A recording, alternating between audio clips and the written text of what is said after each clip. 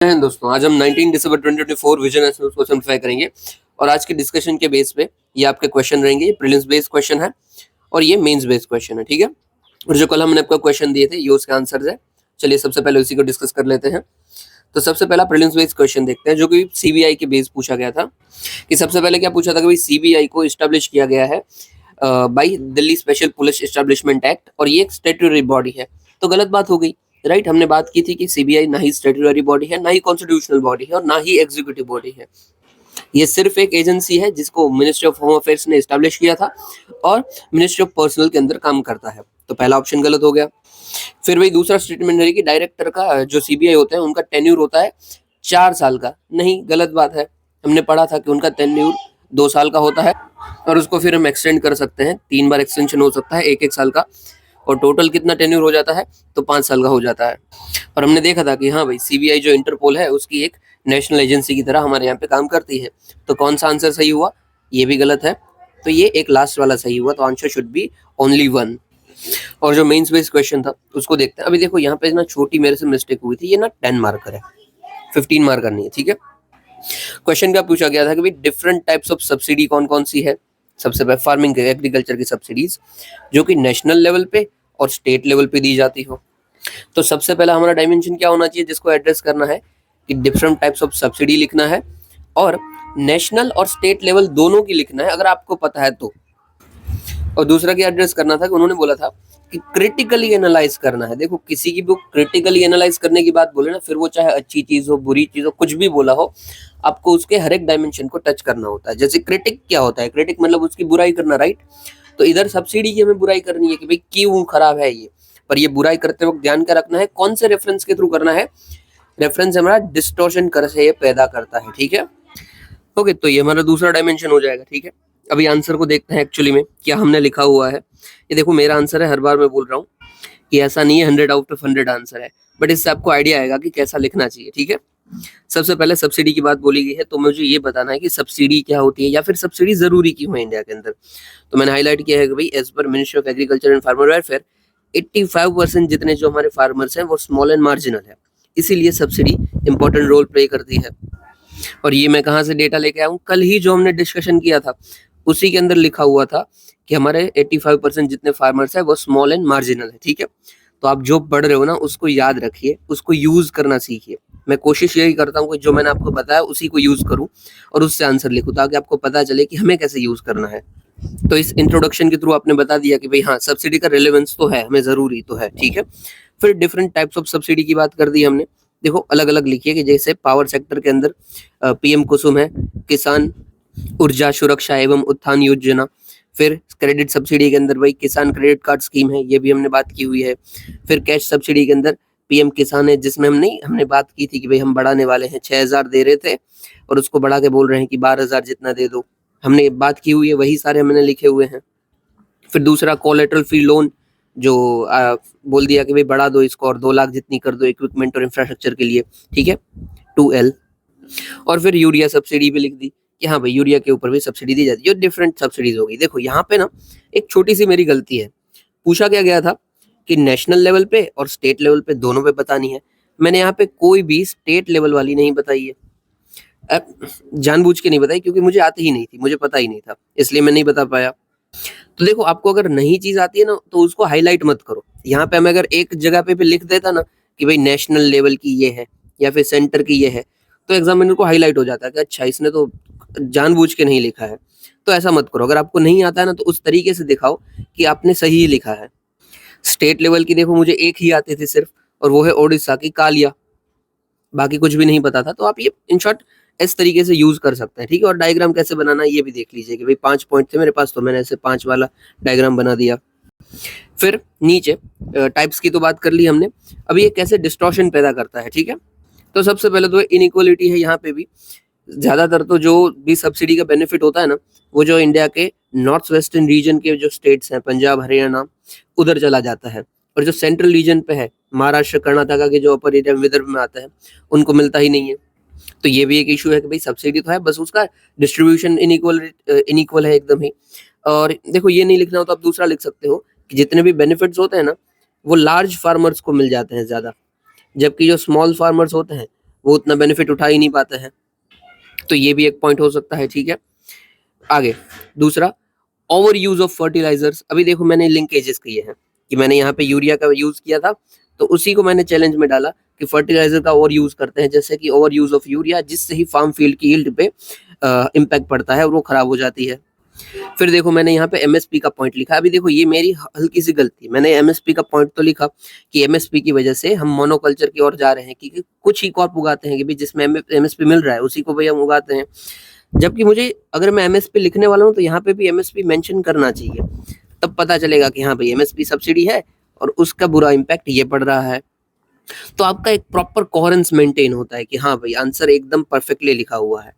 और फिर at last है कि कैपिटल इन्वेस्टमेंट की कमी हो रही है, ये ना यहाँ से कनेक्ट होगा कि जो इक्विपमेंट और इन्वेस्टमेंट की हम बात करते हैं यहाँ से, जैसे कि केलकर कमेटी ने बोला था कि हमें सब्सिडी को बंद कर देना चाहिए और उसके बदले कैपिटल इन्वेस्टमेंट को बढ़ाना चाहिए, क्योंकि सब्सिडी की वजह से उतना खर्चा हो जाता है कि हम कैपिटल इन्वेस्टमेंट ही कम करने लग रहे हैं। तो ये आपका ओवरऑल पूरा आंसर हो गया कि हाँ भाई इतने बुराइयां हो रही है सब्सिडी की वजह से, ठीक है। आप और भी पॉइंट लिख सकते हो, बट वर्ड लिमिट है इसलिए आपको लिमिटेड लिखने हैं। और एट लास्ट आपको कंक्लूड करना है। देखो कंक्लूड हमेशा पॉजिटिव वे में करना है, क्यों? क्योंकि हम सब्सिडी दे तो रहे हैं ना, उसका मतलब क्या है कि कितने भी बुराइयां हो वो कुछ हद तक तो अच्छाई है, तभी हम जारी रखे बैठे हैं। इसलिए हमें लास्ट में तो अच्छाई लिखनी ही है कि although it may have some flaws but at large helps India's 55% of population contributing 18% of GDP। एकदम इजी डेटा है ना, हमने 50 बार यूज किया है कि भाई हमारे एग्रीकल्चर के अंदर 55% जितनी पॉपुलेशन इन्वॉल्व है, जिसके थ्रू 17 to 18% जितना जीडीपी आता है हमारा। और हमने ये कल परसों भी बात की हुई है। तो आपका कंक्लूजन भी किससे हो गया? जो हमने बात की है उसी से आपका कंक्लूजन हो गया। तो ऐसा एक भी पॉइंट ऐसा नहीं है जो हमने कल और परसों में बात नहीं की थी और उसके बेसिस पे आंसर नहीं बन रहा है। तो बस आपको उसे यूज करना आना चाहिए कि आप कैसे उसको लिख रहे हो, ठीक है। क्योंकि यकीन मानिए आपका ना GS2 जो है और GS3 है, GS3 तो ऑलमोस्ट पूरा मान लीजिए ये पूरा का पूरा करंट अफेयर से चलेगा, और GS2 जो है वो अप्रोक्सीमेटली हाफ जितना आपका करंट अफेयर से चलेगा। वो आपका स्ट्रांग है तो आपका सब्जेक्ट स्ट्रांग है।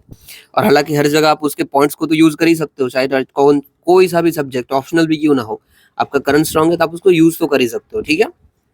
तो हमारा पूरा आंसर डिस्कस हो गया और अच्छे से कर लिया है हमने, ठीक है। अभी हम आज का करंट अफेयर देख लेते हैं। सबसे पहले हमारी क्या न्यूज थी कि कोल 2024 रिपोर्ट आई है IEA की, इंटरनेशनल एनर्जी एजेंसी की।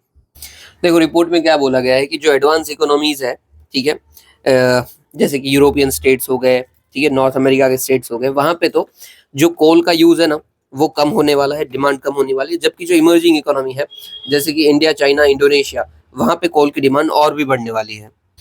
और स्पेसिफिक इंडिया के लिए क्या बोला है कि भाई इंडिया में तो लार्जेस्ट डिमांड है, इन तीनों इकोनॉमी सबसे ज्यादा कहाँ पे बढ़ने वाली है, तो इंडिया के अंदर बढ़ने वाली है। अभी इसी चीज को हम यूज कर सकते हैं अपने आंसर के अंदर, भले ही हम रिन्यूएबल में काम कर रहे हो, ये वो कुछ भी कर रहे हो, but as per IEA report coal 2024 India is going to be witness a largest increase in coal demand. Even globally भी जो 2024 रहा वहां पे हमारा एक्सपेक्टेड है कि सबसे ज्यादा प्रोडक्शन होगा। आगे इंडिया में भी लार्जेस्ट कंट्रीब्यूटर है ग्लोबल कोल के प्रोडक्शन का। फिर इंडिया का कोल इंक्रीज हुआ है 10% से 2023 में, और इवन 2024 में भी 8% जितना बढ़ेगा उसका एक्सपेक्टेड है। वो सब कुछ काम का नहीं है, ठीक है, हमारे लिए ये सब इग्नोर कर सकते हो आप। रीजन क्या है भाई? परसिस्टेंट यूजेज ऑफ कोल का। भाई डिमांड राइज हो रही है, सबसे पहला तो ये इंडस्ट्री को ज्यादा कोल चाहिए अपने डेवलपमेंट के लिए। फिर वेदर रिलेटेड फ्लक्चुएशन है, जैसे कि सोलर और विंड पावर है, उनमें फ्लक्चुएशन हमें ज्यादा देखने को मिलती है, तो इसलिए भी इसका भी प्राइस जो है वो ज्यादा बढ़ता रहता है, डिमांड ज्यादा बढ़ती रहती है। फिर भी बहुत सारी जो इंडस्ट्रीज है वो इलेक्ट्रीफाइड होती जा रही है। अभी इलेक्ट्रिसिटी तो आप बना रहे हो, पर इलेक्ट्रिसिटी ला कहाँ से रहे हो? तो कोल को आप भाई हीट करके इलेक्ट्रिसिटी ला रहे हो। तो अगेन क्या हो रहा है कि कोल की डिमांड जनरेट हो रही है। हम इतना बोलते हैं ना कि भाई ईवी यूज करो, ईवी यूज करो, इलेक्ट्रिसिटी पे जाओ, इमिशन नहीं होगा। पर जो ईवी आप यूज करोगे उसमें इलेक्ट्रिसिटी आएगी, वो इलेक्ट्रिसिटी कहाँ से आएगी? कोल को बर्न करते आएगी। तो सेम ही हो गया, अभी इधर से कान पकड़ो इधर से पकड़ो, आपने इमिशन तो किया ही किया है। और फिर प्रॉफिटेबिलिटी ऑफ कोल एक्सपोर्टर्स भी ज्यादा है, ठीक है, स्पेशली आफ्टर कोविड-19 में बढ़ गई है। ओके, तो नॉर्मल, ठीक है, क्वेश्चन नॉर्मल सब रीजंस है। और इनिशिएटिव क्या क्या हमने लिए हैं कोल यूजेज के लिए, उसको ऑप्टिमाइज करने के लिए। तो PM कुसुम है जो हमने नीचे भी अभी लिखा हुआ है, फिर PM सूर्य घर मुफ्त बिजली योजना, फिर माइनिंग ऑपरेशन परमिशन को मॉड्यूल हमने बदला है, ठीक है। अप्रूवल जो प्रोसेस होती है उसको और थोड़ा जल्दी कर दिया है और इजी कर दिया है। और फिर इमिशन को रिड्यूस किया हमने by using flue gas desulphurisation and electrostatic precipitate. इसमें हम इन शॉर्ट करते क्या है, जो थर्मल पावर प्लांट्स होते हैं ना, वहाँ पे सल्फर बहुत इमिट होता है, तो उसी सल्फर को हम कैप्चर कर लेते हैं कि भाई सल्फर को रिलीज नहीं होने देना है, दैट्स इट। इसी को बोलते हैं फ्लू गैस डीसल्फराइजेशन, ठीक है। तो दैट्स इट। अभी देखो ये जरूरी क्यों है आपको याद रखना। ऑलरेडी यूपीएससी ना 2-3 बार कोल के ऊपर क्वेश्चन पूछ चुका है। यहाँ पे cold fire thermal power plant के ऊपर था, ठीक है, और उसके इम्पैक्ट क्या पड़ सकते हैं एनवायरमेंट के ऊपर। तो अभी पॉसिबल है, अभी पूछे कि कोल के इम्पैक्ट नहीं बल्कि रीजंस क्या है बढ़ने के लिए। जो पीवाईक्यू होता है ना, उसके आपको ए टू जेड डायमेंशन कवर करने होते हैं, उसके सिग्निफिकेंस, उसके चैलेंजेस, उसके रीजंस, नीड, इनिशिएटिव्स। एक बार अगर एक चीज पूछिए तो दूसरी बार दूसरी पूछ सकते हैं, ठीक है। तो इसलिए जरूरी है। चलिए नेक्स्ट देखते हैं, ठीक है। तो इन शॉर्ट ये ना पीवाईक्यू का पार्ट है आपका, तो ऐसे टॉपिक को आपको ध्यान से ही करना पड़ेगा। फिर नेक्स्ट देखते हैं, सुप्रीम कोर्ट ने डायरेक्शन इशू की है टू प्रोटेक्ट सेक्रेड ग्रूव्स। अभी देखो सेक्रेड ग्रूव्स क्या होता है, ये ना पिछले साल से न्यूज में है, तो थोड़ा सा ध्यान से, पीवाईक्यू का पार्ट नहीं है बट डेफिनेटली ये जरूरी है। बोला क्या है भाई, सेक्रेड ग्रूव सबसे पहले क्या होता है उसी को देख लेते हैं। कोई भी एरिया है, छोटा सा पैच है फॉरेस्ट का या फिर बहुत सारे ट्रीज है, वैसा कोई भी एरिया है और वो कल्चरल या फिर स्पिरिचुअल सिग्निफिकेंस रखता है, मतलब उधर की जो कम्युनिटीज है, लोकल कम्युनिटीज, वो उस एरिया को बहुत मानती है, तो उसी को ही हम बोलेंगे सेक्रेड ग्रूव्स, ठीक है। दैट्स इट, इजी है, सेक्रेड से ही आपको पता चलता है भाई मान रहे हैं ये लोग। इंडिया के अंदर ना हाईएस्ट कॉन्सेंट्रेशन है सेक्रेड ग्रूव्स का पूरे वर्ल्ड के अंदर, अप्रोक्सीमेटली 1 लाख जितने सेक्रेड ग्रूव्स है, और डिफरेंट होता है। जैसे राजस्थान के अंदर देवरा है, मालवन है, उत्तराखंड के अंदर बगियल्स है, फिर हम जब मेघालय के अंदर जाते हैं तो हमें लिविंग रूट ब्रिज मिलता है, जिंग किंग। इवन इसको तो यूनेस्को वर्ल्ड हेरिटेज साइट भी नोटिफाई किया गया है, तो एक्सीलेंट। और अभी न्यूज में क्या था, ओरांस, लास्ट ईयर भी यही न्यूज में था, राजस्थान का ओरान। सुप्रीम कोर्ट ने बोला है भाई इसको प्रोटेक्ट करने के लिए कुछ कीजिए, क्योंकि हमने ऑलरेडी बोला हुआ है ना आपको टीएन गोदावरन जजमेंट में, कि टीएन गोदावरन जजमेंट क्या था कि अगर स्टेट चाहता है, मतलब नेशन चाहता है, तो वो कम्युनिटी रिजर्व और कंजर्वेशन रिजर्व के एक्स्ट्रा में भी किसी भी एरिया को प्रोटेक्ट कर सकते हैं। तो बस उसी की गाइडलाइंस के अंदर काम है कि भाई सेक्रेड ग्रूव्स को प्रोटेक्ट कीजिए। अभी पूछा क्या जाएगा आपको, देखो 2-3 टाइप के क्वेश्चन आ सकते हैं। एक तो भाई सेक्रेड ग्रूव्स क्या है, ठीक है, फर्स्ट क्वेश्चन हो गया। दूसरा आपको ना दोनों के सामने सामने लिखा होगा लिंकेज की भाई, जैसे कि बगियल ये कौन से स्टेट का है, फिर ओरान तो ये कौन से स्टेट का है, फिर ये जिंकरिंग जिरी और ये कौन से स्टेट का है। फिर आपको बोलेंगे भाई मैच द अबव फॉलोइंग, फिर only 1 connect, only 2 correct, only 3 correct.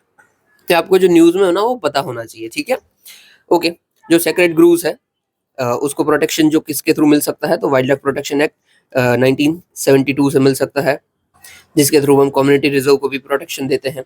फिर एक्टिव मेजरमेंट रिक्वायर है गवर्नमेंट का, लाइक पिपलांत्री विलेज। देखो पिपलांत्री विलेज में हमने क्या किया था, एक पूरी की पूरी विलेज थी, उसको हमने, वो मॉडल है पूरा का कि उसको भाई रिजर्व कर दो। इसमें ये लोग करते क्या थे, ये जो पिपलांती विलेज थी ना, ये कम्युनिटी ड्रिवन प्रोग्राम था कि इधर ना पहले अवेयरनेस दी गई और समझाया गया कि भाई ऐसा आप कीजिए, कम्युनिटी के लिए बहुत जरूरी है एनवायरनमेंट को प्रोटेक्ट करना। फिर उन्होंने डिसीजन लिया कि अभी हम कभी भी कोई गर्ल का बॉर्न होता है ना, तो 111 पेड़ उगाएंगे, प्लांट करेंगे, ठीक है, एक गर्ल के ऊपर 111 पेड़। तो इसी मॉडल को बोलते हैं हम पिपलांत्री विलेज मॉडल। तो ऐसा आप यूज कर सकते हो कि कैसे पब्लिक का पार्टिसिपेशन के थ्रू आप एनवायरनमेंट को बचा सकते हो या फिर और अच्छा कर सकते हो, ठीक है। अभी खुद सोचिए, बहुत सारे बच्चों का तो जन्म होता है, ठीक है, एक साल के अंदर आप कुछ नहीं तो 100 भी मान लो, बहुत मैं कम बोल रहा हूँ, ठीक है, बहुत कम है, 100 भी मान लो तो भी कितने पेड़ उग जाएंगे। तो it is very good, right. तो यही बोल रहे हैं कि भाई इस तरीके का हमें कुछ करने की जरूरत है। और ये सब किसके अंदर हो पाएगा, तो ministry of environment forest climate change comprehensive plan बना के मस्त कर सकते हैं। फिर हमें भाई नेशन वाइड सर्वे करवाना चाहिए सेक्रेड ग्रूव्स के चलते, और एम्पावर करना चाहिए ट्रेडिशनल कम्युनिटीज को अंडर फॉरेस्ट राइट एक्ट 2006। और फिर कोई कमेटी बनानी चाहिए जो कि इस एरियाज को सुपरवाइज करेगी, मैपिंग करेंगी, एक्सेट्रा, ठीक है। ये सब चीजें बकवास है, इसका आपको खास ध्यान रखने का जरूरत नहीं है। ये मेन जो मैंने आपको बताया वो ध्यान रखना है, ठीक है। और हाँ ये याद रखना, ठीक है, पिपलांत्री विलेज, जिसको अपना अपने जो आंसर होता है ना उसमें बहुत अच्छी तरीके से यूज कर सकते हो, अच्छा पॉइंट है। फिर देखो इजी न्यूज है कि भाई इंडिया और जापान ने स्टार्टअप बनाया है कि हम लेजर का यूज करते हुए स्पेस में जो डेब्रीज होंगी ना उसको टैकल करेंगे। स्पेस डेब्रीज मतलब क्या होता है, स्पेस का कचरा, कोई छोटे मोटे पत्थर हैं, कोई ऑब्जेक्ट्स हैं जो घूम रहे हैं, वो सब स्पेस डेब्रीज होते हैं, ठीक है। इवन जो सैटेलाइट जो अभी के लिए काम की नहीं है, वो खत्म हो चुकी है उनकी एज, वो भी अभी के लिए क्या है, तो स्पेस डेब्रीज है, क्योंकि कुछ काम ही नहीं आ रही है, सिर्फ कचरा पड़ा है उधर। तो इसी स्पेस डेब्रीज को टैकल करने के लिए इंडिया और जापान ने MOU साइन किया है, मतलब कि पार्टनरशिप साइन की है स्टार्टअप के लिए। ओके, स्पेस डेब्रिस तो all non functional artificial object including fragments and element thereof Earth orbit और री एंटरिंग इनटू अर्थ एटमॉस्फेयर। मैं बता दिया, जो भी सैटेलाइट्स पड़ी हुई है या फिर कुछ भी हमने ऊपर भेजा हुआ है वो भी ऐसे ही है, तो डेब्री है। अब देखो कितनी सारी डेब्रीज होगी हमारे पास स्पेस में छोड़े हुए, अप्रोक्सीमेटली 35,000 ऑब्जेक्ट्स हैं, और उसमें से एक्चुअली में काम कितने कर रहे हैं, तो 25% ही काम कर रहे हैं। मतलब क्या है कि 75% जितने ऐसे ही बेकार पड़े हुए हैं, ये सब हमारे डेब्रीज है, तो इसको भी हटाने की जरूरत है। और ये किसका डेटा है, तो यूनाइटेड नेशन यूनिवर्सिटी का डेटा है। अगेन आपको कोई इवन फ्यूचर में कोई क्वेश्चन आता है ना स्पेस के ऊपर, तो इसको यूज जरूर करना। कंसर्न्स क्या है भाई, स्पेस डेब्रीज का क्या दिक्कत होती है, देखो सबसे बड़ी दिक्कत है केसलर सिंड्रोम। ये पॉसिबिलिटी होती है। केसलर सिंड्रोम क्या है, समझ लीजिए कि ऐसे बहुत सारे ऑब्जेक्ट पड़े हुए हैं, ठीक है, लाइन में, वो तो ऑर्बिट में घूमते ही रहते हैं। अभी एक समझ लीजिए किसी से टकरा गया गलती से, होगा क्या, उसके पीछे आ रहा होगा, उससे टकराएगा, उससे पीछे, उसके, उससे लगातार ऐसे चेन बन जाएगी। जैसे नहीं है कि हाईवे से एकदम तेज गाड़ियां जा रही है और एक ने अचानक से ब्रेक मारी तो उसके पीछे लाइन में सब ठुकेंगी ठक ठक ठक, वैसे ही इधर होगा। तो इसी को हम बोलते हैं केसलर सिंड्रोम। और फिर इसके चलते जो काम की सैटेलाइट होगी वो भी टूटेगी और जो न काम की होगी वो भी टूटेगी। फिर है स्पेस एक्सप्लोरेशन के ऊपर थ्रेट। ऑफ कोर्स इतने सारे ऑब्जेक्ट आपके पड़े हुए हैं, आपको जो नया डालना होगा वो आप कैसे डालोगे। इवन आप सोचिए, एकदम छोटा सा ऑब्जेक्ट होता है ना, 10 सेमी जितना भी ऑब्जेक्ट है, वो भी पूरी आपकी जो जितनी भी सैटेलाइट सबको तबाह कर सकता है, क्योंकि वो एक इतना रुकेगा, एक में सिर्फ टकराएगा, वो टूटेगा, उसके फ्रेगमेंट्स उड़ेंगे, दूसरे में टूटेंगे, तो टूट टूट के कितना बड़ा हो जाएगा, तो भी हो सकता है। फिर risk to life on earth definitely, इतने सारे अगर अनकंट्रोल हो गए और गलती से गिर विर गए तो हमारी पॉपुलेशन के ऊपर थ्रेट हो जाएगा। हमें तो करना क्या चाहिए भाई, कोई स्ट्रेटेजी बनाए जो भाई आप मिशन छोड़ रहे हो उसको आप खुद ही डिस्पोज करोगे, ठीक है, या फिर अर्थ के अंदर वापस लेके आओगे, कुछ भी कीजिए, बट कुछ कीजिए, ठीक है। जैसे हमने भी किया है ना, ये हम पोयम लेते हैं, ठीक है, कि हमारा जो मिशन खत्म हो जाएगा ना तो फिर उसके जो कंपोनेंट होंगे वो वहाँ पर हमारे पास आ जाएंगे। फिर अभी अभी इसने किया है अपना एलन मस्क ने, जो उनका रॉकेट होगा वो रॉकेट ऊपर जाएगा, फिर अपना मिशन लॉन्च करके हुए वापस खुद भी आ जाएगा। ओके, और क्या क्या इनिशिएटिव हमने ले रखे हैं, तो भाई रिमूव डेब्रीज मिशन है हमारा। फिर लिग्नोसेट है, ये वुडन सैटेलाइट को बोलता है भाई क्राफ्ट करो ताकि कुछ खास दिक्कत ना हो।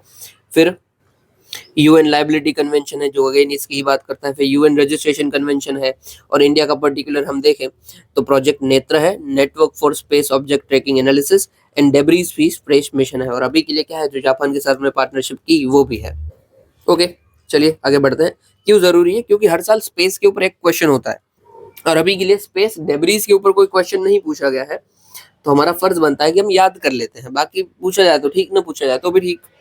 फिर है आईलो का ग्लोबल एस्टिमेट आया है रिलेटेड टू इंटरनेशनल माइग्रेंट्स, कि भाई क्यों माइग्रेशन हो रहा है इंटरनेशनली, उसके रिलेटेड बातचीत की गई है। देखो 2024 में ऑलरेडी क्वेश्चन आ चुका है, पर क्वेश्चन क्या था कि लोग सिटीज में क्यों माइग्रेट कर रहे हैं फ्रॉम स्मॉल टाउन्स, और एक कैसे डिस्कस करना था भाई, डेवलपिंग कंट्रीज के कॉन्टेक्स्ट में डिस्कस करना था।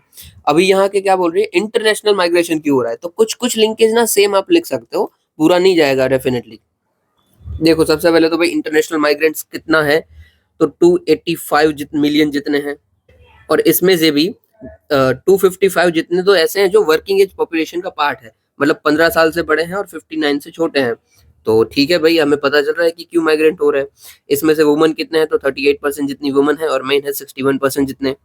और ये जो पूरी हमारी ग्लोबल लेबर फोर्स है उसका अप्रोक्सीमेटली 5% जितना हिस्सा बनता है। मैं देखो हमेशा ना फिगर को राउंड ऑफ करके बोलता हूँ, वो इसलिए ताकि आपको याद रह जाए। और वैसे भी हमें कोई भी नंबर लिखना है तो आगे क्या लिखना है, अराउंड लिखना है, तो आप 4.57 लिखो या फिर 5 लिखो, कोई ज्यादा फर्क नहीं पड़ता है, ठीक है, क्योंकि आप आगे क्या लिख दोगे, अराउंड लिख दोगे, तो आपको जो याद रहे ना वैसा नंबर याद करो। फिर इंटरनेशनल माइग्रेट्स किसको बोलते हैं, तो भाई जो एक कंट्री से दूसरी कंट्री में माइग्रेट किया है वो इंटरनेशनल माइग्रेट है, ठीक है। You can say it is foreign born resident, ठीक है। कौन कौन से हो सकते हैं, तो रेफ्यूजी हो सकता है, कोई असलम सीकर हो सकता है, या फिर कोई रेटेड ग्रुप्स हो सकते हैं। क्या भाई इंडिया से इंटरनेशनल माइग्रेशन होता है, डेफिनेटली होता है। हम बोलते हैं ना कि भाई पढ़ाई करके लोग विदेश बाहर जाते हैं, क्या इंटरनेशनल माइग्रेशन है, ठीक है। और ये वर्ल्ड माइग्रेशन रिपोर्ट भी बोली थी कि भाई यूएसडी 831 बिलियन जितना रेमिटेंसेस सिर्फ माइग्रेट जो किए हैं उसी के थ्रू जाता है, मतलब जो एक कंट्री से दूसरी कंट्री जा रहे हैं, ठीक है, फिर उधर काम करते हुए अपनी कंट्री में वापस जो पैसा भेज रहे हैं, इट्स कॉल्ड रेमिटेंसेस, ठीक है। तो अप्रोक्सीमेटली 850 बिलियन जितना रेमिटेंसेस हर साल जाता है। अभी भी माइग्रेंट्स को दिक्कत क्या होती है? सबसे पहले भाई डिस्क्रिमिनेशन फेस करना पड़ता है, yes we know that right. Even थोड़े टाइम से ही यूएस के अंदर भी ऐसा हो रहा है कि बहुत सारे इंडियंस के सामने डिस्क्रिमिनेशन फेस करना पड़ रहा है उनको।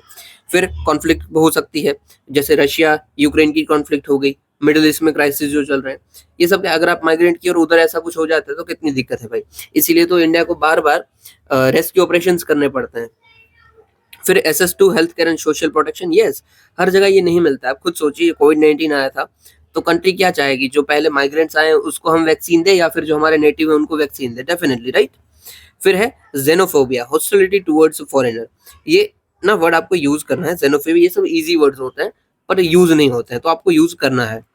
ज्यादातर ना ये फीलिंग्स हमें देखने को मिलती है, जो बाहर से लोग आए ना उसके प्रति थोड़ा सा गुस्सा होता है, हॉस्टिलिटी होती है कि यार इसको क्यों हम फेवर करें, जो इधर के हैं उनको फेवर करते हैं।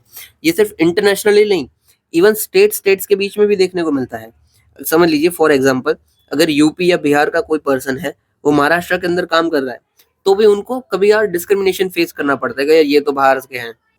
इसीलिए तो हम विटनेस कर रहे हैं कि जो गवर्नमेंट्स है, स्टेट गवर्नमेंट, वो बहुत सारी जगह पे रिजर्वेशन बढ़ा दे रही है अपने सिर्फ नेटिव्स का, कि जो हमारे यहाँ के जो पॉपुलेशन है उसी को ज्यादा हम एम्प्लॉयमेंट में रखेंगे, उसके लिए रिजर्वेशन, कि जो दूसरे स्टेट से आए हैं वो हमारी जॉब न छीन पाए। तो ये सब हमें क्या दिखाता है, it is some kind of xenophobia, right. Okay, migration के ऊपर क्या क्या कन्वेंशन ऑलरेडी साइन है इंटरनेशनल माइग्रेट्स के ऊपर? तो इंटरनेशनल ऑर्गेनाइजेशन फॉर माइग्रेशन हमने बनाया हुआ है, फिर इंटरनेशनल लेबर ऑर्गेनाइजेशन है, फिर international convention of protection of rights of all migrants worker and members of their families, और एट लास्ट ग्लोबल कॉन्ट्रैक्ट्स और सेफ ऑर्डरली रेगुलेशन माइग्रेशन। इसमें आपको याद क्या रखना है, सिर्फ देखो ये याद रखिए, एक आईएमओ याद रख लीजिए, आईओएम, एक आईलो याद रख लीजिए, और ये कन्वेंशन होता है तो याद रखिए, बाकी कोई बात नहीं। अभी देखो नेक्स्ट न्यूज हमारी है कि इंडिया ने पहली बार गंगेज रिवर डॉल्फिन की टैगिंग करवाई है असम के अंदर। ओके, सबसे पहले तो है क्या ये टैगिंग इनिशिएटिव, ठीक है। तो हम ना जो भी स्पीशीज होते हैं उनके ऊपर टैग लगाते हैं ताकि हमें पता चल पाए कि इनकी माइग्रेटरी पैटर्न क्या क्या है, कौन सी रेंज में ये देखने को मिलते हैं, डिस्ट्रीब्यूशन कहाँ कहाँ पे है, और कौन से हैबिटेट को ये यूटिलाइज करते हैं, ताकि हमें इनके बारे में सब कुछ आइडिया आ जाए, ठीक है। अब ये जो हम टैग कर रहे हैं, टैग लगाएंगे, मतलब ये काम कौन करेगा, तो करेगा ministry of environment forest and climate change, और इसको इम्प्लीमेंट कौन करवाएगा, तो wild life institute of India. अब इसके अंदर जो भी खर्चा होगा वो सारा का सारा खर्चा हम कहाँ से लेने वाले हैं, तो भाई कैंपा फंड जो हमारा होता है, compulsory afforestation fund under act compulsory afforestation, sorry compensatory afforestation act 2016। अभी देखो ये जो फंड है ना, ये हम किसके ऊपर लगाते हैं, जो भी कंपनीज कोई फॉरेस्टेशन कर रही है, मतलब डिफॉरेस्टेशन कर रही है, ठीक है, और एनवायरनमेंट को नुकसान पहुंचा रही है, हम उसी के ऊपर ये लगाते हैं कि आपको भाई इतना, अगर आपने फॉरेस्ट काटा है ना तो आपको इतना परसेंटेज हमें भाई चार्ज देना पड़ेगा। अब ये जो भी कंपनीज चार्ज देंगी, मतलब जो भी उन्होंने एनवायरनमेंट के ऊपर नुकसान किया है उसकी हम वसूली कर रहे हैं, और जो भी चार्ज दे रहे हैं वो सारा का सारा चार्ज कहाँ पे जाएगा, मतलब जो भी पैसा इकट्ठा होगा वो कुछ फंड में इकट्ठा होगा, तो ये कैंपा फंड में इकट्ठा होगा, ठीक है। और ये कैंपा फंड है वो किसका पार्ट है, तो पब्लिक अकाउंट ऑफ इंडिया का पार्ट है। अब ये ना शायद यूपीएससी ने पूछा, मुझे ठीक से याद नहीं आ रहा है, बट शायद ना यूपीएससी ने पूछा हुआ है, कुछ कैंपा के ऊपर क्वेश्चन आ गया है, बट मुझे ठीक से याद नहीं है आया है या नहीं आया है, हो सकता है मैंने प्रैक्टिस क्वेश्चन दिए हो उसमें भी हो। आगे अभी हमने डॉल्फिन के ऊपर किया है, ये डॉल्फिन क्या है भाई, तो भाई प्रोजेक्ट डॉल्फिन, डॉल्फिन को बचाने के लिए है, पर्टिकुलरली गंगेज रिवर डॉल्फिन, ठीक है। ये जो गंगेज रिवर डॉल्फिन है इसकी खासियत क्या है, तो ये अल्ट्रासाउंड का यूज करती है, अल्ट्रासोनिक वेव्स, उनके थ्रू वो अपना सब देखने का काम करती है, क्योंकि ये होती है यूजुअली ब्लाइंड, ठीक है, यूजुअली क्या ब्लाइंड ही होती है एक्चुअली, उनका भाई जेनेटिक्स ऐसा नहीं है कि वो ब्लाइंड है, बट जो गंगा रिवर में इतना सारा पॉल्यूशन है उस टाइप का कि वो जब बॉर्न होती है ना उसके साथ ही ब्लाइंड हो जाती है, और उसको ना दूसरा नाम हम सूसू भी बोलते हैं, ठीक है। ये किन का यूज करती है, अल्ट्रासोनिक वेव्स का यूज करती है टू फाइंड द लोकेशंस, कि कहाँ पे जाना है, कैसे जाना है, ठीक है। अभी देख लीजिए, तो ये भाई नेशनल एक्वाटिक एनिमल है हमारा, ठीक है, ये एंडेमिक है इंडियन सब कॉन्टिनेंट के ऊपर, फ्रेश वाटर में ये लेता रहता है। कौन से एरियाज में, तो गंगा, ब्रह्मपुत्र, मेघना, कर्नौली, सांगपुर रिवर के एरियाज में, नेपाल, इंडिया, बांग्लादेश में देखने को मिलती है, और 90% ऑफ जितनी इनकी पॉपुलेशन है वो इंडिया के अंदर ही है। इसका आयुसेन स्टेटस क्या है, तो इंडेंजर्ड है, ठीक है, ग्रेट। देखो यहाँ पे लिखा हुआ है कि एसेंशियली ब्लाइंड होती है, देखो यहाँ पे भी लिखा है ये किसका यूज करती है, तो इको लोकेशंस का यूज करते हैं, जो मैंने बोला वो सेम ही है, ठीक है। फिर इनकी जो फीमेल्स होती है वो लार्जेस्ट होती है देन मेल, और इनको टाइगर्स ऑफ गंगेज भी बोला जाता है, और साथ ही साथ ये भी लिखा है इनको सूसू भी बोला जाता है, क्योंकि ये ब्रीदिंग के टाइम पे जो आवाज निकालती है वो सूसू जैसा होता है, इसलिए, ठीक है। चलिए आगे देखते हैं। फिर स्मार्ट सिटीज मिशन के बारे में बात की गई है कि भाई इसमें बहुत सारी अचीवमेंट्स रही है कि इनके अंदर जो मिशन थे अप्रोक्सीमेटली 91% जितने कंप्लीट हुए हैं। स्मार्ट सिटीज मिशन कब लॉन्च हुआ था? तो 2015 में लॉन्च हुआ था। मेन इसका मोटिव क्या था कि क्वालिटी ऑफ लाइफ 100 सिटीज के अंदर हमें प्रोवाइड करनी और जो उनकी सर्विसेज है उनको हमें और बढ़ाना है। ठीक है, इसमें देखो दो अप्रोचेस होती है। एक तो पेन सिटी अप्रोच की पूरी सिटी को आपको डेवलप करना है, उधर इंफ्रास्ट्रक्चर और सर्विसेज प्रोवाइड करनी है। और दूसरा होता है एरिया बेस्ड अप्रोच की सिटी के अंदर कुछ एरिया आइडेंटिफाई किया जाता है और उसको इंक्लूड किया जाता है। की अचीवमेंट्स क्या क्या है? तो भाई हमने integrated command and control centres बनाए इसके अंदर। फिर पब्लिक सेफ्टी नेट्स के लिए हमने मोर देन 85,000 सीसीटीवी कैमरास लगाए हैं। फिर सॉलिड वेस्ट मैनेजमेंट के लिए बहुत सारे डस्टबिन अलग अलग। फिर RFID एनेबल्ड व्हीकल लगाए हैं जो कि भाई वेस्ट कलेक्शन का काम करते हैं। जो अपना है ना ये जो गाना बजता रहता है गाड़ी वाला आया कचरा निकाल, वो इसी का पार्ट है। ठीक है, फिर हेल्थ इनिशिएटिव के अंदर हमने हेल्थ ATMs बनाए हैं और हेल्थ सेंटर्स बनाए हैं 172 जितने। ये देखो आपको हर जगह नहीं मिलेगा क्योंकि 172 ही है पूरे देश में, तो बहुत कम है। ठीक है, हेल्थ सेंटर में इन शॉर्ट होता है कि आप इलेक्ट्रॉनिकली ऑनलाइन बेस्ड कोई भी आपको मेडिसिनल हेल्प चाहिए तो आप गैदर कर सकते हो। ठीक है, इसमें चैलेंजेस क्या क्या है? सबसे पहले तो भाई कोविड-19 आ गया, उसी में बहुत सारी दिक्कतें आ गई। फिर इतना हमारे पास पैसा नहीं होता है, जो पब्लिक हाइजीन होता है वो मेंटेन नहीं होता है, जो वेस्ट कलेक्शन है वो ठीक से नहीं होता है। मतलब जो भी चीजें हैं ये पूरी की पूरी जैसे होनी चाहिए वैसे नहीं होती है। अब खुद ही सोचिए, वेस्ट कलेक्शन वाली हमारे यहाँ पे गाड़ी आती है तो क्या उसके थ्रू सारा का सारा वेस्ट कलेक्ट होता है? नहीं होता है, राइट? तो स्ट्रेटेजीज और सजेशन क्या लेने चाहिए कि एरिया बेस्ड डेवलपमेंट कीजिए कि जहां पे जरूरत है उस एरिया को टारगेट कीजिए। इवन व्हेन रीडेवलपमेंट कीजिए या फिर ब्राउन फील्ड प्रोजेक्ट बनाइए या फिर ग्रीन फील्ड प्रोजेक्ट बनाइए या फिर शुरू से बनाइए। ठीक है, पेन सिटी इनिशिएटिव लिखिए भाई पूरी की पूरी सिटी में आप अगर कर रहे हो तो काम इंक्लूसिव होना चाहिए। ये नहीं होना चाहिए कि भाई एक सिटी के एक पार्ट में तो बहुत अच्छे से हो रहा है जबकि दूसरे पार्ट में कुछ है ही नहीं। ओके, फिर इनिशिएटिव क्या क्या आप क्या क्या ऑलरेडी आ चुके हैं प्रोजेक्ट्स इसके अंदर? तो cycle for change and street for people हमने बनाया हुआ है ताकि लोगों के अंदर एक्टिव अवेयरनेस आए कि कैसे हमें बदलाव लाना है अपने अंदर भी। ठीक है, फिर वही ट्रांसपोर्ट फॉर ऑल बनाए तो for supporting public transport startup and eat smart cities की जो सिटीज हैं उनके अंदर अवेयरनेस फैलाना कि भाई आप अच्छी चीजें खाइए और हाइजीन वाली चीजें खाइए ताकि आपकी हेल्थ खराब ना हो। हेल्थ खराब नहीं होगी तो फर्दर देश का ही फायदा होगा। ठीक है, अभी देखो ये क्यों जरूरी है, क्योंकि ऑलरेडी स्मार्ट सिटीज के ऊपर क्वेश्चन आ चुका है। ठीक है, क्वेश्चन क्या था कि स्मार्ट सिटीज को आइडेंटिफाई करो, कैसे रिलेवेंट है अर्बन डेवलपमेंट के लिए, क्या हमें रूरल अर्बन डिफरेंसेस के लिए इंक्रीज होता जा रहा है, और भाई एग्जांपल देने से स्मार्ट विलेजेस क्या क्या होती है। ठीक है, अभी के लिए ये हमें लिखना नहीं है तो इसको डिस्कस नहीं करते हैं। चलिए आगे देखते हैं अभी हमारी शॉर्ट न्यूज। सबसे पहला है IRIS-2। आइरिस में क्या है इन शॉर्ट देखो, अर्थ हम सैटेलाइट्स बहुत सारी लॉन्च करेंगे। कितनी सैटेलाइट्स है? तो 290 जितनी सैटेलाइट्स लॉन्च करेंगे। और कहाँ पे लॉन्च करेंगे? तो मीडियम अर्थ ऑर्बिट और लो अर्थ ऑर्बिट के अंदर। और फिर इसी का यूज करते हुए हम अपनी अर्थ को ऑब्जर्व करेंगे। That's it. और ये कौन लॉन्च करने वाले हैं? तो यूरोपियन स्पेस एजेंसी लॉन्च करने वाली है। इससे पहले ऑलरेडी दो बड़ी ऐसे मिशन काम कर रहे हैं जैसे कि कॉपरनिकस एंड गैलीलियो। इसका बस काम क्या होता है कि सैटेलाइट बहुत सारी लॉन्च करना और एक साथ पूरी की पूरी अर्थ को हमें मेजर करना है कि क्या चल रहा है, कैसे चल रहा है। ठीक है, एलन मस्क का भी सेम प्रोजेक्ट है स्टारलिंक। इसमें ये लोग क्या करने वाले हैं? तो 7,000 सैटेलाइट लॉन्च करने वाले। आप सोचिए, यूरोपियन स्पेस एजेंसी पूरे के पूरे 290 लॉन्च कर रही है, 290, और जो स्टारलिंक है उसके अंदर 7,000 सैटेलाइट्स हम लॉन्च कर रहे हैं। तो it is very huge, right? बस आपको याद क्या रखना है कि कॉपरनिकस, गैलीलियो, आइरिस ये सब किसके मिशन है? तो यूरोपियन स्पेस एजेंसी के मिशन है। ठीक है, और इसका काम क्या होता है? तो अर्थ को ऑब्जर्व करने का। चलिए आगे बढ़ते हैं। फिर जॉइंट पार्लियामेंट्री कमेटी, आपको पता है वन नेशन वन इलेक्शन का बिल चल रहा है, उसको अभी रिफर किया गया है जॉइंट पार्लियामेंट्री कमेटी को। देखो नाम से ही पता चल रहा है जॉइंट पार्लियामेंट। पार्लियामेंट में कौन कौन पार्ट आता है? तो भाई लोकसभा, राज्यसभा और प्रेसिडेंट। ठीक है, तो लोकसभा के भी और राज्यसभा के भी मेंबर को दोनों के इंक्लूड करके एक कमेटी बनाई जाती है, उसको हम बोलते हैं जॉइंट पार्लियामेंट्री कमेटी। इसके अंदर कितने मेंबर होते हैं? तो भाई 21 लोकसभा के होंगे और 10 राज्यसभा के होंगे। और फिर ये पूरे का पूरा जो बिल होगा ना उसको स्क्रूटिनी करेंगे कि भाई ये कितना अच्छा है, क्या हो सकता है, इसकी बुराइयां क्या हो सकता है, सब कुछ देख लेंगे। और फिर वो बोलेंगे कि हाँ भाई इस बिल में ये रिकमेंडेशन है हमारी और ये सही है इस बिल के अंदर। That's it. फिर वो लोकसभा के अंदर या राज्यसभा के अंदर किधर भी पेश हो रहा है उसको तुरंत डिस्कस किया जाएगा। अभी देखिए जॉइंट पार्लियामेंट्री कमेटी से अप्रूवल मिल जाए ना तो समझ लीजिए अप्रूवल मिल जाएगा, क्योंकि इनके अंदर ऑपोजिशन के भी मेंबर होते हैं और जो रूलिंग पार्टी है उसके भी मेंबर होते हैं।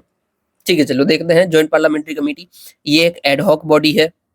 यस, एडहॉक है ना कि जब जरूरत पड़ेगी तब बनाएंगे, कोई स्पेसिफिक काम होगा तब इसको बनाया जाएगा। फिर सेटअप बाय मोशन के थ्रू बन सकती है, oven house of parliament. And agreed by other house of parliament. इसके अंदर मेंबरशिप एंड सब्जेक्ट्स जो होते हैं ऑलरेडी डिसाइडेड होते हैं और रिकमेंडेशन जो हो बाइंडिंग नहीं होती है, राइट। यस डेफिनेटली ये रेकमेंड करते हैं कि ये होना चाहिए, ये है ये, बट उसका मतलब ये नहीं कि उसको माना जाएगा या नहीं माना जाएगा, जो इनको ठीक लगे वो करते हैं फिर मेंबर्स। फिर है CCTNS, मतलब कि crime and criminal tracking network and system. ये एक ई गवर्नेंस का पार्ट है और मिनिस्ट्री ऑफ होम अफेयर्स ने इसको लॉन्च किया था। इन शॉर्ट इसका काम क्या है, जितना भी हमारा पुलिसिंग का जो भी डेटा होगा ना उसको ऑनलाइन कर देंगे। मतलब खुद समझ लीजिए कि क्राइम्स को और जो क्रिमिनल्स होंगे उन सब के डेटा को हम ऑनलाइन कर देंगे ताकि सबके पास बरकरार रहे कि हाँ भाई ये चीज हो रही है, ठीक है। तो इसको इम्प्लीमेंट भी कौन करवा रहा होगा, खुद दिमाग लगाइए, एक ही बॉडी हमारे पास, NCRB, national crime record bureau, तो इसी को ऑनलाइन कर रहे हैं, दैट्स इट, और कुछ भी नहीं है। इसके अंदर अदर पिलर्स कौन कौन से आएंगे, तो भाई ई कोर्ट्स के डेटा को ऑनलाइन करना, फिर ई प्रिजन, ई फॉरेंसिक, प्रोसिक्यूशन, ई प्रोसिक्यूशन, ठीक है। और ये एक सेंट्रली स्पॉन्सर्ड स्कीम है, ठीक है, ओके, क्योंकि प्रिजन जो है ना वो स्टेट सब्जेक्ट है, तो डेफिनेटली ये भी क्या होना चाहिए, सेंट्रली स्पॉन्सर्ड होना चाहिए। चलिए फिर है डार्क कॉमेट। अभी देखो हल्का सा आपको इसको समझना है। चलो इससे पहले ना हम नीचे समझ लेते हैं कि भाई कॉमेट, एस्टेरॉइड, उन सब में डिफरेंस क्या होता है। तो यहाँ पे देख लीजिए, कॉमेट मतलब क्या है, जो स्पेस के अंदर ऐसे ही घूम रहा है कोई ऑब्जेक्ट और एकदम तेजी से जा रहा है, इतना तेजी से जा रहा है कि उसके पूछे ऐसे पूछ बन जा रही है, क्योंकि ऐसा होता है ना कि कोई चीज एकदम जल रही है तो जलते हुए उसकी जो फ्लेयर होगी वो पीछे तक जाएगी, तो उसी को हम बोलते हैं कॉमेट। ये किसका बना हुआ होता है, तो वाटर, डस्ट, आइस सबका बना हुआ होता है, ठीक है। मेन इसकी खासियत क्या है, तो इसके अंदर टेल होती है और ये चमकता होता है, ठीक है। फिर एस्टेरॉइड, तो एस्टेरॉइड से पत्थर देख लीजिए, यूजुअली ना मार्स और जुपिटर के एरिया बीच में ये जो घूमते रहते हैं, और फिर डायरेक्ट आपको यूरेनस के बाजू देखने को मिलेंगे, ऐसे बड़े बड़े पत्थर होंगे, उसको हम बस एस्टेरॉइड बोलेंगे, ठीक है। ये दो चीज आपकी क्लियर है कॉमेट और एस्टेरॉइड में। अभी ना नीचे थोड़े सिमिलर्स आते हैं, जैसे कि सबसे पहला है मीटियोरॉइड, तो यह भी ऑब्जेक्ट ही है जो ऐसे ही आजू बाजू घूम रहे हैं स्पेस के अंदर, सन के आजू बाजू ऑर्बिट हो रहे हैं। बट छोटा सा क्या है कि हमारी अर्थ के एटमॉस्फेयर में अंदर होने से पहले जो चीज होती है उसको हम बोलते हैं मीटियोरॉइड, ठीक है। आखिरी में क्या है, तो डी है, तो जो ऐसे ही घूम रहे हैं स्पेस के अंदर वो मीटियोरॉइड है। फिर हमारे एटमॉस्फेयर के अंदर अगर वो घुस जाता है, ठीक है, जो मीजोस्फीयर के अंदर घुस जाता है, ऐसा शूटिंग स्टार जैसा बन जाता है, जो घुसेगा ना तो उसका भी ऐसे कॉमेट जैसा हमें दिखेगा, कॉमेट जैसा दिखेगा, ठीक है। ये कॉमेट नहीं है पर उसके जैसा दिखेगा, जिसको हम बोलते हैं ना कि शूटिंग स्टार, तारा गिर रहा है, ये सब क्या होता है, ये मीटियोर होते हैं। इसमें आखिरी में शब्द क्या है, तो आर है। और फिर ये फायरबॉल को एक्सक्लूड करते हैं, अभी के लिए नहीं गिनते हैं। It is just part of meteor, ठीक है। बहुत बड़ा हो जाए तो वो फायरबॉल हो जाता है, ठीक है। तो वो मीटियोर ही है, बस एक बहुत बड़ा है और उसी तरीके से जल रहा है। और फिर आखिरी होता है हमारा मीटियोराइट। मीटियोराइट क्या है कि भाई कंप्लीटली वो बर्न ना हुआ हो, हालांकि इधर बर्न होते हुए आ रहा था बट कंप्लीटली बर्न हुआ नहीं और अर्थ के ऊपर ऐसे ही गिर गया, अर्थ के ऊपर पत्थर पड़ा हुआ है अभी गिरा हुआ, तो उसको हम क्या बोलेंगे, तो मीटियोराइट। तो देखो जो एक जैसे वर्ड है, मीटियोरॉइड, मीटियोराइट और मीटियोराइट, तीनों में फर्क क्या है, तो ये आसमान में घूम रहा है, ये उसके रास्ते में है और ये नीचे पहुंच गया है। मैंने इसको कैसे याद रखा था, तो DRT, ABCD का जो सीक्वेंस होता है उसमें भी क्या होता है, सबसे पहले D आता है, फिर R आता है, फिर T आता है, तो यही सीक्वेंस में याद रखना है, DRT, मीटियोरॉइड, मीटियोर और मीटियोराइट, ठीक है। और ये ऊपर का तो अलग ही है कि C फॉर कॉमेट है, A फॉर एस्टेरॉइड है, ये सब अलग चीज है, तो उसको आपको दिमाग में रखने की जरूरत नहीं है, ठीक है। कॉमेट क्या है, जो ऐसे घूमता है और जिसके पीछे एक पूंछ बनी हुई है तेजी से, और एस्टेरॉइड क्या है, जो ऐसे बड़े बड़े पत्थर हैं, दैट्स इट। अभी देखो स्पेस में हम देखें ना तो एस्टेरॉइड की कायदे से बेल्ट बनती है, जैसे कि हम सारे प्लैनेट को लिख दें MVE सन, तो ये जो M और J है, मतलब कि मार्स और जुपिटर है, उनके बीच में एक बेल्ट बनेगी। बेल्ट मतलब कि यहाँ पे बहुत सारे हमें एस्टेरॉइड देखने को मिलते हैं ऐसे पूरा का पूरा, तो इसको हम बोलते हैं एस्टेरॉइड बेल्ट, ठीक है। और फिर एकदम आप एंड में चले जाओगे नेपच्यून के पीछे, तो यहाँ पे भी आपको एक बेल्ट देखने को मिलेगी एस्टेरॉइड की, पर इसको हम क्या बोलेंगे, तो कुपियर बेल्ट बोलेंगे, कुइपर बेल्ट, ठीक है। तो आप याद रखोगे, ठीक है। तो एस्टेरॉइड की दो बेल्ट बनती है, बेल्ट मतलब उधर एस्टेरॉइड घूमते रहते हैं, एस्टेरॉइड बेल्ट और कुपियर बेल्ट। चलिए अभी हम समझते हैं ये एस्टेरॉइड और कॉमेट को, तो आप समझ गए ना, अभी हम डार्क कॉमेट समझेंगे, तभी आपको समझ आएगा। अभी देखो डार्क कॉमेट क्या है, कि दिखता है कॉमेट के जैसा बट ये कॉमेट नहीं है, साथ ही साथ ये एस्टेरॉइड जैसा भी दिखता है पर ये एस्टेरॉइड भी नहीं है। क्यों, फर्क क्या पड़ता है, देखो ये वैसे तो एस्टेरॉइड है, मतलब एस्टेरॉइड जैसा ही है, मतलब पत्थर ही है बहुत बड़ा, पर ये इतनी तेजी से घूम रहा है अपने सरफेस के ऊपर कि इसके आजू बाजू ना हल्का सा आपको ऐसा लाइट जैसा दिख रहा है, यहाँ पे जैसे दिख रहा है ना, ऐसे देखो लाइट जैसा दिख रहा है, बट प्रॉपर जो कॉमेट की टेल होती है ना, ऐसी टेल, वैसी टेल नहीं बन पा रही है। ठीक है, समझ गए? तो ये एस्टेरॉइड जैसा ही है और दिखने में, बट एस्टेरॉइड नहीं है, क्योंकि साथ ही साथ इसमें जो कॉमेट की लाइट होती है ना, वैसे थोड़ी बहुत लाइट्स दिखने को मिल रही है, बट इतनी भी लाइट नहीं है कि पूरा का पूरा कॉमेट दिखे। ठीक है, अभी तो ये जो लाइट दिख रही है, वो लाइट दिख क्यों रही है भाई, क्या हो रहा है? देखो जनरली क्या होता है पता है, जनरल बता रहा हूँ कि जनरली होता है यारकोव स्काई इफेक्ट। यारकोव स्काई इफेक्ट, इसमें क्या होता है कि कोई भी एस्टेरॉइड है ना, या फिर कोई लार्ज ऑब्जेक्ट है, तो यहाँ पे सन पड़ा हुआ है, यहाँ पे वो ऑब्जेक्ट है, तो धीरे धीरे इसके ऊपर सन की रेज पड़ रही होगी और एकदम गर्म हो जाएगा, और वो एकदम गर्म होगा तो धीरे धीरे अपनी हीट रिलीज भी करेगा। ठीक है, तो वो रिलीज हीट करता है ना, उससे वो थोड़ा सा मूव हो जाता है। जैसे कैसे अपना रॉकेट है, वो अगर आग रिलीज करेगा तो हल्का सा मूव ऊपर जाएगा ना रॉकेट, वैसे ये जो एस्टेरॉइड होते हैं ना, वो भी हल्का सा मूव करते हैं, क्योंकि उतना वो गर्म हो चुके होते हैं सन की हीट से, और जो मूव होते हैं उसी को हम बोलते हैं यारकोव स्काई इफेक्ट। बट इसमें ऐसा कुछ देखने को ही नहीं मिल रहा है, जबकि ये क्या होता है, ये उल्टा सुल्टा ऐसी असिमेट्री में घूम रहा है, वो रेडिएशन को रेडिएट करते हुए, और इसी की वजह से इसके आजू बाजू लाइट देखने को मिल रही है। अब खुद सोचिए, अगर कोई ऑब्जेक्ट के ऊपर बहुत सारी लाइट पड़ रही है, ठीक है, और वो ऐसे टेढ़ा मेढ़ा ऐसे ऐसे घूम रहा है, तो उसके आजू बाजू लाइट्स दिखेंगी ना, तो बस इसी के लिए इसके आजू बाजू लाइट्स देखने को मिल रही है, और वो हल्का सा हमें कॉमेट जैसा दिखने को मिलता है। That's it. इसीलिए हम इसको बोलते हैं डार्क कॉमेट, कि ये कायदे से तो कॉमेट है नहीं, और ना ही इसकी टेल बन रही है, बट इसके आजू बाजू हमें लाइट बहुत देखने को मिल रही है। ठीक है, और जो अपनी ये ऑर्बिट होती है ना, ये जनरल ऑर्बिट, उससे भी टेढ़ा मेढ़ा हो जाता है, बट यारकोव स्काई इफेक्ट्स के थ्रू नहीं होता है। ओके, तो इन समरी, ये जो डार्क कॉमेट है, ये एक ऑब्जेक्ट है स्पेस में, एस्ट्रॉयड है, जिसके ऊपर लाइट पड़ती है और ये टेढ़ा मेढ़ा घूमता रहता है, जिसकी वजह से ये चमकता है। That's it. बस याद क्या रखना है, ये इतना ज्यादा नहीं चमकता है कि कॉमेट जैसा फॉर्म हो पाए, और एकदम अंधेरा भी नहीं है कि एस्टेरॉयड ही पड़ा रहे। ठीक है, इसीलिए इसको बोला जाता है डार्क कॉमेट, की पूरी तरह कॉमेट नहीं हो पाया। फिर है कैलाश मानसरोवर। तो भाई अभी अभी मीटिंग हुई थी इंडिया चाइना की, उधर बोल दिया कि हम भाई डिसएंगेजमेंट करते हैं, जो बाकी के बॉर्डर एरियाज है उधर से भी, और अक्टूबर में हो भी चुकी है, और इसी के थ्रू कैलाश मानसरोवर की जो हमारी यात्रा होती है वो फिर से शुरू हो गई है। कैलाश मानसरोवर क्या है, तो हमारे लिए हॉली साइट है, और जो कैलाश रेंज है उसकी हाईएस्ट पीक है, ये सेक्रेट लेक है मानसरोवर। ये मानसरोवर खुद है, उसको हाईएस्ट फ्रेश वाटर लेक भी बोला जाता है पूरे वर्ल्ड की। ठीक है, इंडिया के भाई बहुत सारे पिलग्रिम्स यहाँ पे जाते हैं, और किस रास्ते के थ्रू जाते हैं, तो लीपू लेक पास के थ्रू जाती है, कुमाऊन रेंज के, उत्तराखंड को यूज करते हुए। ये कल्चरल सिग्निफिकेंस है for Hinduism, Buddhism, Jainism and Tibetans. ठीक है, आपको ये सब पता ही है, मुझे बताने की जरूरत नहीं है। फिर इंफ्रारेड रेडिएशन, देखो मैंने बहुत बार बताया हुआ है कि जो हमारी इलेक्ट्रोमैग्नेटिक स्पेक्ट्रम है उसके अंदर बहुत सारी रेज है। क्या है, तो GX, UV, IR, और इस IR के बीच में आप क्या डाल दोगे, तो M डाल दोगे। ठीक है, माइक्रोवेव्स। अभी G का मतलब क्या है, तो गामा रेज, X का मतलब एक्स रेज, U का मतलब अल्ट्रावायोलेट रेज, V का मतलब विजिबल, I का मतलब इंफ्रारेड। ठीक है, M फॉर माइक्रोवेव्स और R फॉर रेडियो वेव्स। ठीक है, फर्क क्या होता है, देखो जो गामा रेज होती है ना, वो बहुत ही इंटेंस होती है, मतलब एकदम इंटेंस होगी और एकदम पास पास होगी। फिर जो एक्सरे में पहुंचेंगे तो इंटेंसिटी थोड़ी कम होगी, यूवी में पहुंचेंगे तो और कम होगी, और IR में पहुंचेंगे तो एकदम ही कम हो जाएगी।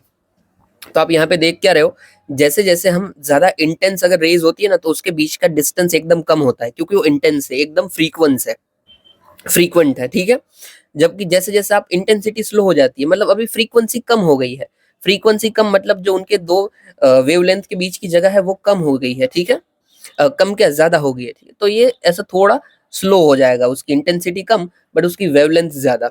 अभी आप खुद सोचिए, हमारे यहाँ पे जो 4G और 5G चलता है ना, आपको पता हो तो 5G की जो रेंज होती है ना, वो कम होती है। क्यों? क्योंकि 5G इंटेंस है, तो उसकी वेवलेंथ क्या होगी, वो ज्यादा नहीं होगी।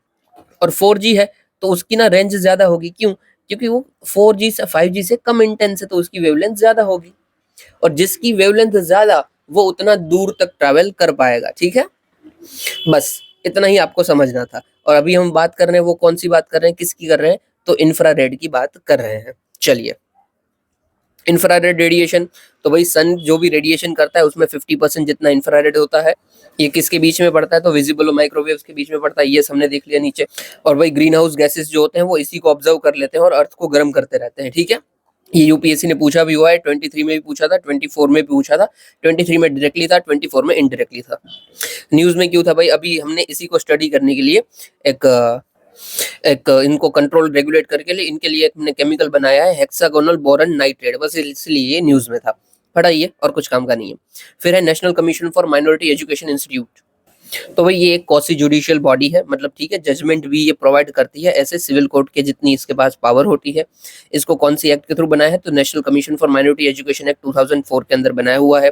इसका काम क्या होता है? तो डिसाइड करना कि कौन सी इंस्टीट्यूट को माइनॉरिटी एजुकेशन इंस्टीट्यूट बताना या फिर किसको कैंसिल कर देना, दैट्स इट। साथ ही साथ ये माइनॉरिटी के स्टेटस के इसके रिलेटेड कोई भी डिस्प्यूट होती है तो उसको भी ये सुनती है, ठीक है। अपॉलेट अथॉरिटी है क्योंकि कॉसी जुडिशियल बॉडी है ना।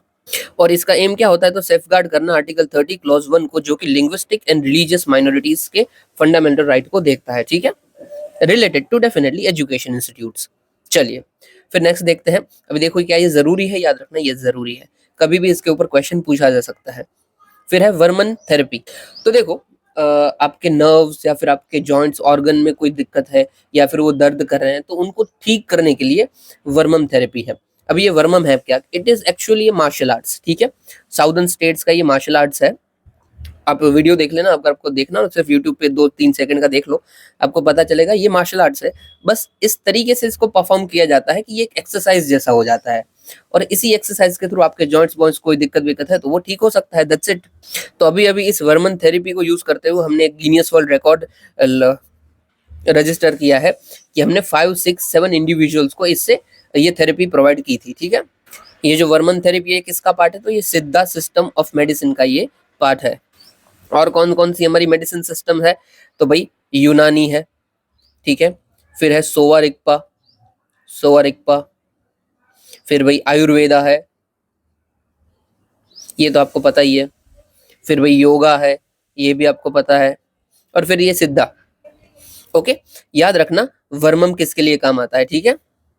और ये किसका पार्ट है? तो ये मार्शल आर्ट्स का पार्ट है। ऑलरेडी यूपीएससी ने पूछा हुआ है दूसरे कौन से मार्शल आर्ट्स हमारे यहाँ पे फेमस है। तो भाई केरला के अंदर, नीचे लिख देता हूँ यार आपको शायद अब काम आ जाए, फिर यहाँ पे देख लीजिए। तो केरला के अंदर भाई आपका फेमस है कल्लरी पैतू। आपने वो बागी मूवी देखा है ना, बागी मूवी के अंदर क्या करते हैं? कल्लरी पैतू करते हैं। फिर मणिपुर के अंदर, मणिपुर आपका फेमस है थंगता, थंगता। फिर एमपी के अंदर आपका फेमस है मल्लखंब, मल्लखंब। चलिए छोड़िए, इतना ही रखिए वरना ये बहुत बड़ा हो जाएगा खामखा। फिर है आखिरी न्यूज हमारी लाइबेरिया। लाइबेरिया कहाँ पे पड़ता है? तो ये अफ्रीकन कोस्ट है, ठीक है, अफ्रीका के इस एरिया में पड़ता है। अभी अभी इंडिया और इनकी मीटिंग हुई थी कि हमारे भाई बायोलेटरल टाइज अच्छे हैं, इसलिए न्यूज में था। इसके आजू बाजू की कंट्रीज कौन कौन सी है आप खुद देखिए। तो कोटे डिआइवरी है, सियरा लियोन है और गिनी है। चलिए, बाकी और कुछ भी यहाँ पे देखने को नहीं है, सिर्फ कौन से एरिया में पड़ता है वही आपको देखना था, ठीक है। और ऐसा बोला जाता है कि it is oldest republic and never subjected to colonial rule. यहाँ पे कोई भी कॉलोनियल रूल नहीं रहा है और ये ओल्डेस्ट रिपब्लिक है अफ्रीका की। और हाँ, एक चीज बस याद रख लीजिए, वैसे एक्स्ट्रा में है इसलिए कि यहाँ पे ना डेजर्ट्स के विंड बहते हैं, इसका नाम क्या है? तो हरमतन विंड्स, दैट्स इट। इतना ये याद रख लीजिए कि यहाँ पे विंड जो बहते हैं ना, विंड्स का भी बहुत सारे नाम होते हैं। जैसे हमारे यहाँ पे हम नहीं बोलते हैं लू, वैसे बहुत सारे विंड्स के नाम होते हैं, foehn, buran, norwester, nor'easter. But ठीक है, वो हम उसको हम अभी नहीं करते हैं। बस ये एक विंड का नाम याद रखना कि इस एरियाज में हरमतन विंड्स बहते हैं, that's it. So that's it for today. उम्मीद करता हूँ आपको अच्छा लगा होगा। इतना सुनने के लिए आपका शुक्रिया। जय हिंद।